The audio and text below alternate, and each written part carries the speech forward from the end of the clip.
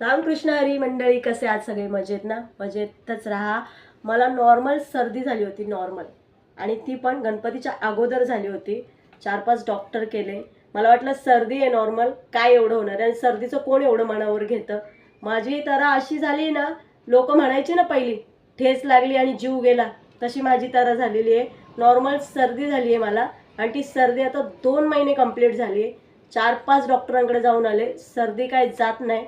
आज डॉक्टरांकडे गेले, एवढी औषधं लिहून दिलीत. आता ही औषधं बघा तुम्ही, ही किती खायची, किती काय तेच समजत नाही. सर्दी एवढी महागात पडेल ना, मला खरंच वाटलं नव्हतं मित्रांनो. तुम्हाला जर नॉर्मल थोडंसं जरी आजार असेल ना, डोकं दुखत असेल, तर लगेच डॉक्टरांकडे जा. कारण आत्ताच्या आजारांना काही कळूनच येत नाहीये, त्याच्यामुळे अंगावर अजिबात काढू नका. मला सर्दी हा प्रकार कधीच नव्हता, कधीच नव्हता.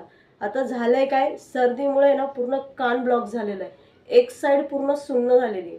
त्याच्यामुळे तुम्ही प्लीज अंगावर काढू नका. नॉर्मल डोकेदुखी असेल, सर्दी असेल, तर लवकर डॉक्टरांकडे जा, आणि जे होतंय त्याच डॉक्टरांकडे जा, भलत्याच डॉक्टरांकडे जाऊ नका. कारण आत्ताचे आजार असे आहेत ना, की डायरेक्ट माणसाला आहे ना ढगात घालवतील. त्याच्यामुळे ना, थोडं जरी काय झालं असेल ना मित्रांनो, तर लगेच डॉक्टरांकडे जा, अंगावर काहीच काढू नका. माझी नॉर्मल सर्दी आता 2 महिने झाले, पण सर्दी काही बरी होत नाही.